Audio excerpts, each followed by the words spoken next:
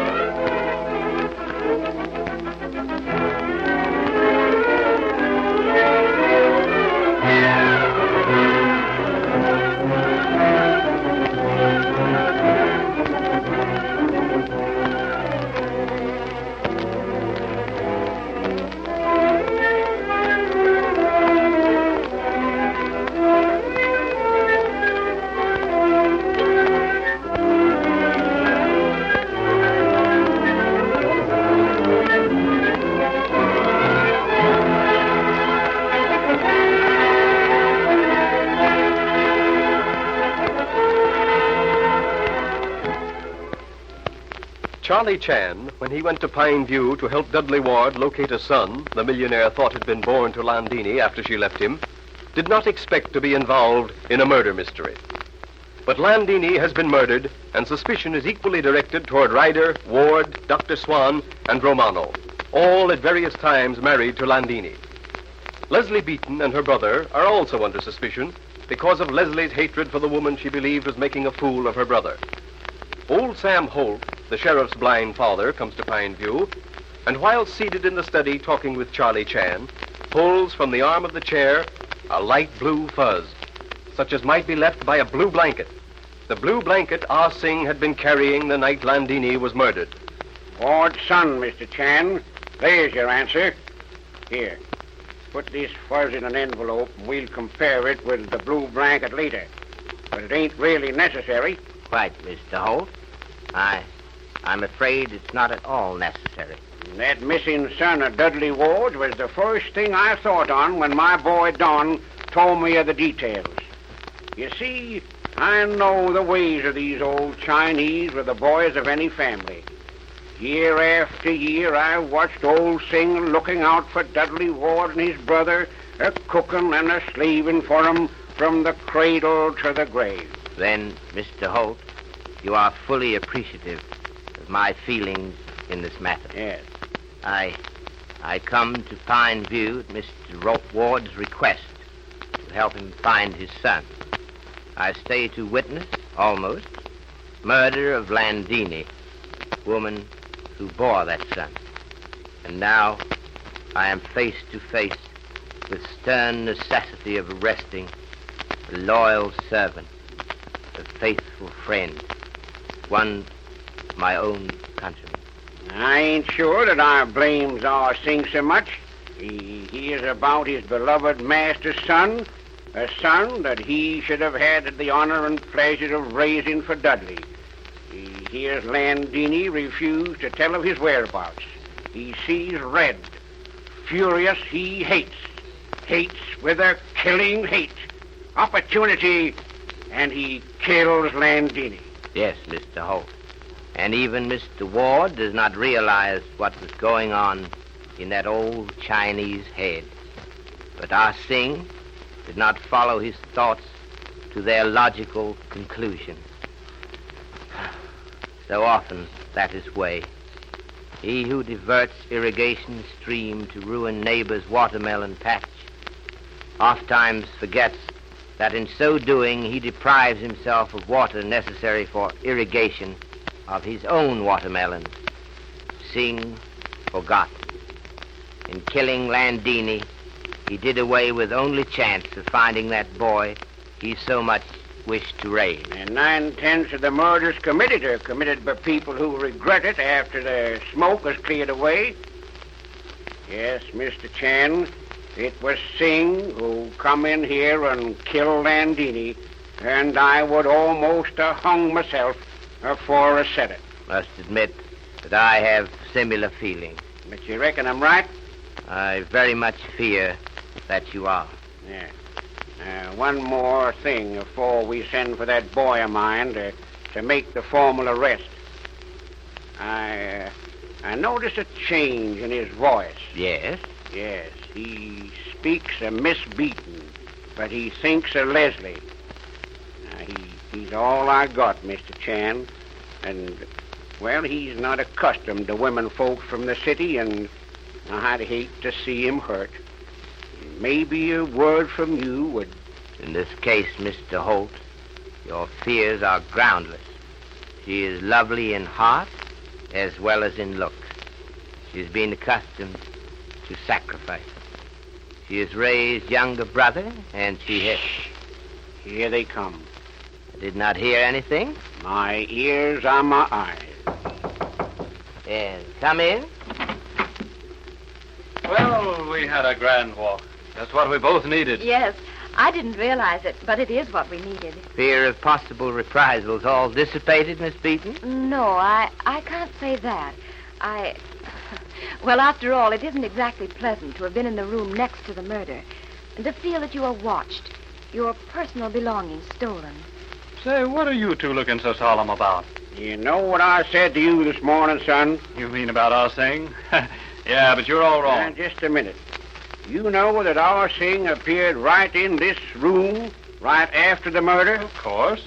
And that he had blue blanket for little dog trouble? Sure I do. Well, if I was to tell you I found blue fuzz from that blanket on the arm of this chair here, what would you say?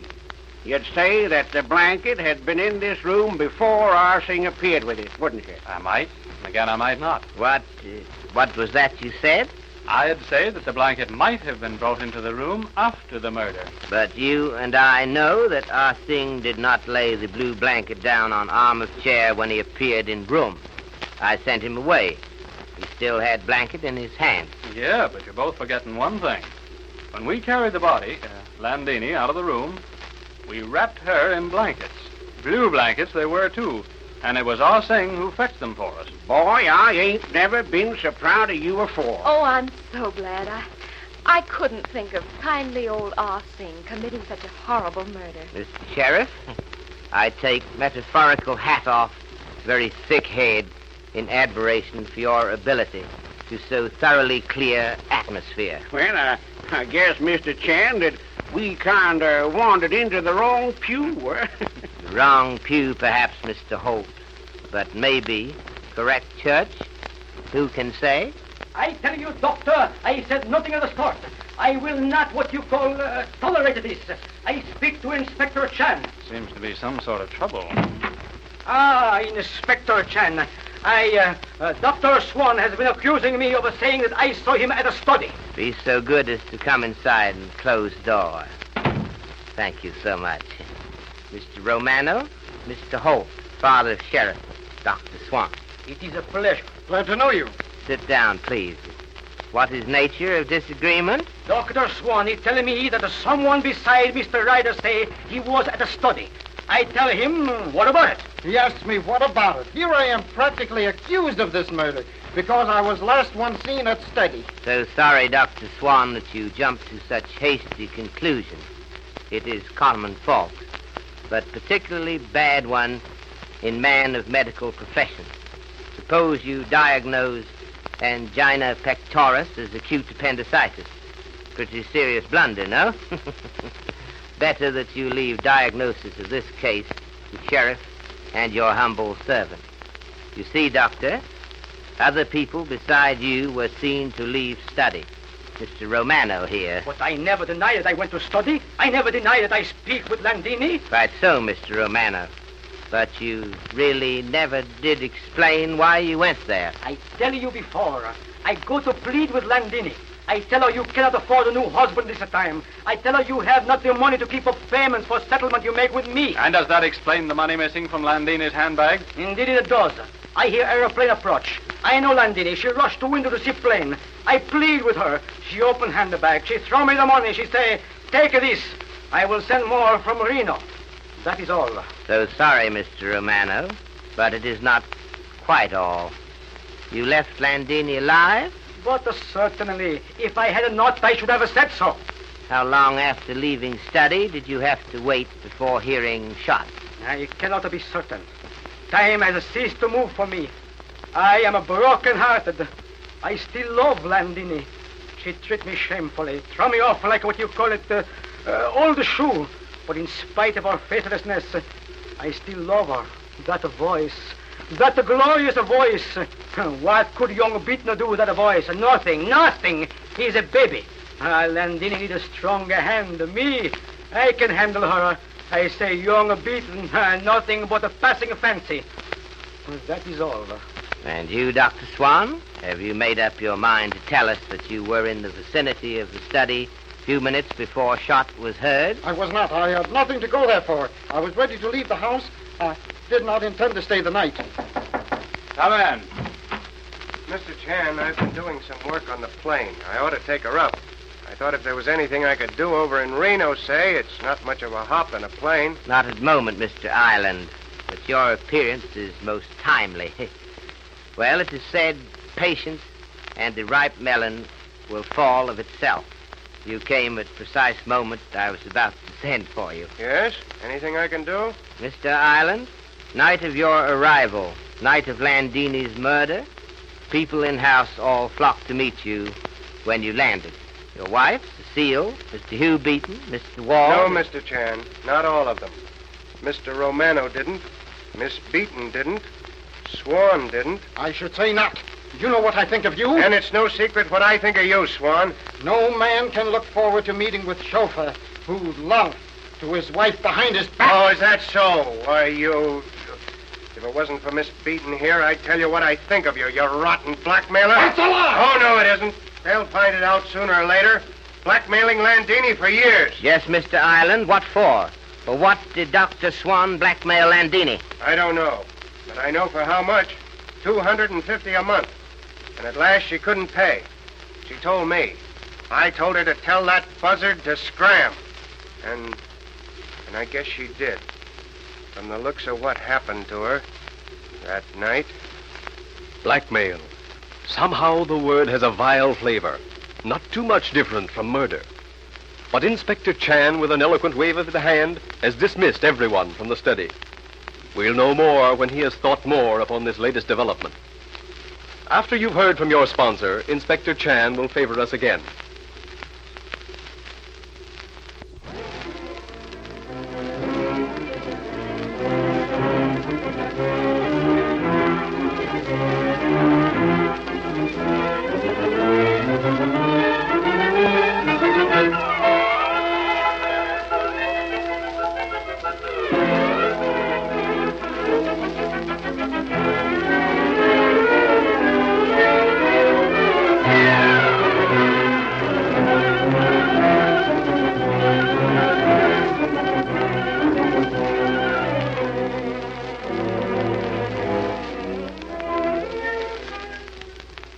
Well, Mr. Chan, what piece of Chinese wisdom can you impart to us this evening?